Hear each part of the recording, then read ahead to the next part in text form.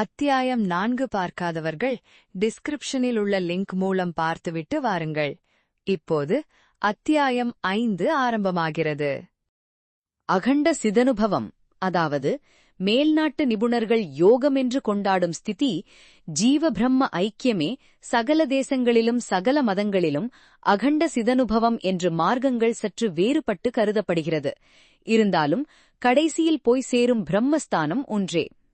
RM. Buck என்னும் அமெரிக்க நிபுணர் அகண்ட சிதனுபவம் என்ற அவருடைய பிரசித்தி பெற்ற நூலில் அவ்வனுபவம் பெற்று அநேக காலங்களிலும் அநேக மதங்களிலும் தேசங்களிலும் விளங்கியிருந்த பெரியோர்களுடைய சரித்தையை எடுத்துக் கூறியிருக்கிறார்.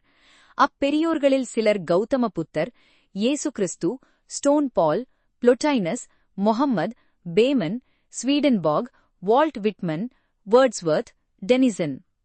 ராமகிருஷ்ண பரமஹம்சர் பக் என்னும் நூலாசிரியர் மேற்கண்ட மாதிரியான பெரியோர்களின் சிதானுபவத்தின் பொதுவாகிய குணாம்சங்களை பின்வருமாறு விவரித்திருக்கிறார்.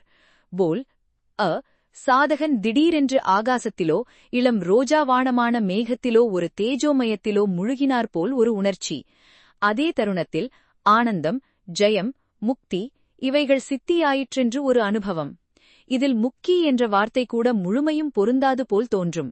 சாதகன் மெய்ப்பொருளுடன் கலந்தபடியால் சும்மா இருக்க வேண்டியதே ஒழிய மோக்ஷம் என்ற வேறொரு பொருளை தேட வேண்டாம் என்று தோன்றும். இவ்விதமான அனுபவத்தையே சாதாரண விவகாரங்களுக்கு மேற்பட்ட கவிகள் எடுத்துப் பாடியிருக்கிறார்கள். அதற்கு உதாரணமாக கௌதமருடைய சூக்தங்களையும் ஷேக்ஸ்பியருடைய சானட்களையும் பால்சாக் அவர்களுடைய செரஃபிட்டா என்னும் யோக சரித்தையையும் விட்மன் என்பவருடைய லீவ்ஸ் ஆஃப் கிராஸ் என்ற கவிதையையும் சொல்லலாம்.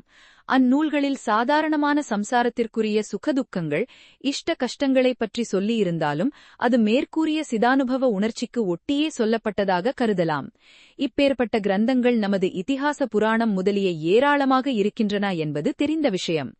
மகாபாரதத்தில் பகவத்கீதை, சனத் சுஜாதீயமும் வேதத்தில் உபனிஷத்தும் இருக்கிறார்போல் நமது ஒவ்வொரு பிராச்சீன கிரந்தங்களிலும் சம்சார விவகாரங்கள் எடுத்து உரைக்கும்போதே அவைகளில் ஏற்படும் அத்தியாத்ம விமர்சனங்களையும் வியாசர் முதலான நமது பெரியோர்கள் மிக ருசிகரமாக அமைத்து அனுகிரகித்திருக்கிறார்கள்.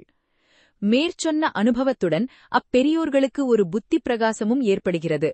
மின்னல் மின்னும்போது அந்தகார பிரதேசங்களெல்லாம் ஒரு சித்திரம் போல் பளிச்சென்று தோன்றுகிறது போல் அவர்களுக்கு அகண்ட பிரம்மாண்டத்தின் சித்திரக் காட்சியும் அதனுடைய உள்நோக்கமும் பளிச்சென்று பிரகாசிக்கிறது. அதற்கு பிற்பாடு அவர்களுக்கு மதக்கொள்கை என்பது வேண்டியதில்லை. அப்போதைக்கப்போதே அகண்ட பிரகாசத்தை பார்த்துக் கொள்ளுவார்கள். சித் வஸ்துவை தவிர்த்து பொருள் ஒன்றுமில்லை என்று உணர்வார்கள். சாதாரணமாய் நாம் ஜடமான சிருஷ்டியில் ஏதோ ஆங்காங்கு சித் வியக்தியின் துண்டங்கள் காணப்படுகிறது என்று நினைக்கிறோம். அப்பெரியோர்களோ சத்சித் நிரம்பிய அகண்ட ஆகாசத்தில் ஏதோ ஆங்காங்கு ஆவரண சக்தியால் மூடப்பட்ட நஸ்வர பொருள்கள் காணப்படுகிறது என கருதுகிறார்கள். ஆத்மா அழியா பொருள், ஜீவனும் பிரம்மமும் வேறில்லை. பிரம்மாண்டத்தில் காணப்படும் சகல சிருஷ்டிகளும் சிருஷ்டிகர்த்தாவின் ஆணைப்படி பரஸ்பரம் உபயோகப்பட்டிருக்கும்படியாகவே ஏற்படுத்தப்பட்டிருக்கின்றன. ஈஸ்வர பக்தியே உலகங்களுக்கு ஆதாரம்.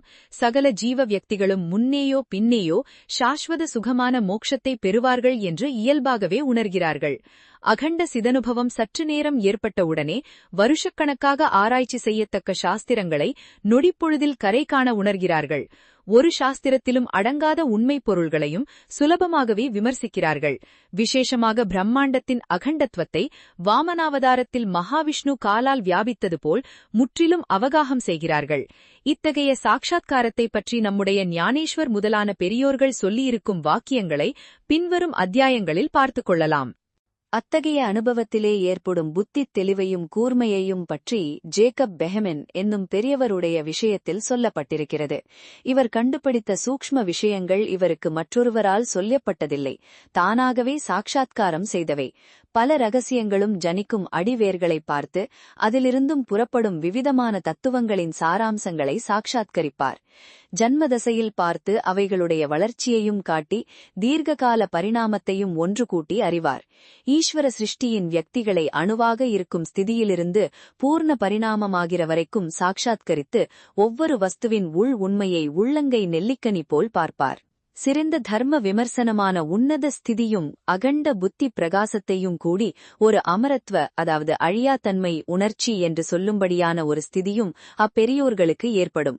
இது கேவலம் புத்தியினால் ஏற்படும் ஆராய்ச்சி அல்ல. சாதாரண ஜனங்களுக்கு இயல்பாக தோன்றும் நான் என்கிற உணர்ச்சி போல் இப்பெரியோர்களுக்கு இவ்வழியாத்தன்மையின் உச்சியும் இயல்பாகவே உண்டாகிறது. சித் பிரகாசம் உதித்ததும் அதுவரையில் உணர்ந்து கொண்டிருந்த யம பயம் தானாகவே சட்டை களைந்தாற்போல் நீங்கிவிடும். அப்படியே தான் பாபி என்கிற புத்தியும் நீங்கிவிடும். சகலமும் பரம பொருளின் சிருஷ்டியாக பார்ப்பவனுக்கு பாபம் என்னும் உணர்ச்சியே வருகிறதற்கு ஹேதுவில்லை. சாதாரண இவ்வித சித் பிரகாசம் சாதகருக்கு திடீரென்று மின்னல் போல் தோன்றுகிறது. யோகாபியாசிகளைத் தவிர இதர மனிதர்களுக்கு சுமார் 40 வயதுக்குத்தான் உதிக்கிறது. உதித்ததும் உருவமே ஒரு காந்தி பெற்று ரமணீயமாகிறது. ஆனந்த விசேஷத்தாலேயே உருவம் காந்தி பெறுவதை காண்கிறோம். பிரம்மானந்தம் திடீரென்று உதயமானவருக்கு தேவஸ்வரூபமே உருவடைந்து வந்திருக்கிறது என்று நினைக்கும்படியான ஒரு சிறந்த மாறுபாடு உண்டாகிறது. அகண்டச்சித் அனுபவத்தினுடைய குறிகளை பின்வருமாறு சங்கிரிகமாக கூறலாம். 1. அந்தர்கத ஜோதி விமர்சனம். 2. தர்மோன்னத ஸ்திதி. 3. புத்தி பிரகாசம் பழைய உணர்ச்சிக்கு நூதன விமர்சனம். 4. சாவில்லா தன்மையின் சகஜானுபவம். 5. யமபயம் நீங்குகிறது. 6. பாப உணர்ச்சி போய்விடுகிறது. 7. முதல் சித் பிரகாசானுபவம் திடீரென்று உதிக்கிறது. 8. அது சாதகரின் சம்ஸ்காரங்களுக்கும் குணங்களுக்கும் வயதுக்கும் தக்கபடி பரிமளிக்கிறது. 9. உருவமே தேவனோ என்று சொல்லக்கூடிய காந்தியடைகிறது. மேல்நாட்டு கவி டெனிசன் தன்னுடைய அனுபவத்தைப் பற்றி சொல்லியிருக்கிறார். நான் தனியே இருக்கும்போது விழித்திருக்கும் போதே ஒருவித நிஷ்டை உண்டாகிறது. என் பெயரையே திருப்பி சொல்லிக் கொண்டிருந்தால் கிறது. நான் என்கிற தனிப்பட்ட பாவம் நீங்கி அகண்ட சித்தைத் தவிர வேறில்லை என்று ஒரு உணர்ச்சி திடீரென்று உண்டாகிறது. இது ஒரு பிரமை என்று நினைக்க இடமே இல்லாமல் தெளிவிற்கும் மேல் தெளிவாய், நிச்சயத்திற்கும் மேல் நிச்சயமாய், விசித்திரத்திற்கு மேல் விசித்திரமாய், வாக்கு வர்ணனுக்கு மீறிய உணர்ச்சி. அதற்குப் பிறகு சாவு என்பதே ஒரு அசம்பாவிதமான வேடிக்கை என்று புலப்படுகிறது. நான் எனும் தன்மை நீங்கின பிறகே பூர்ண உயிர்நிலை ஏற்படுகிறது. இதைப் பற்றித்தான் செயின்ட் பால் எனும் பெரியவர், சரீரத்திற்குள்ளே இருக்கிறேனோ வெளியாய்விட்டேனோ தெரியவில்லை என்று கூறியிருக்கிறார். அத்தியாயம் 5 முழுமையாக பார்த்ததற்கு நன்றி. இந்த வீடியோ உங்களுக்கு பிடித்திருந்தால் லைக் செய்யவும், உங்கள் நண்பர்களுடன் ஷேர் செய்யவும் மற்றும் உங்கள் கருத்துக்களை கமெண்ட் மூலம் தெரிவிக்கவும்.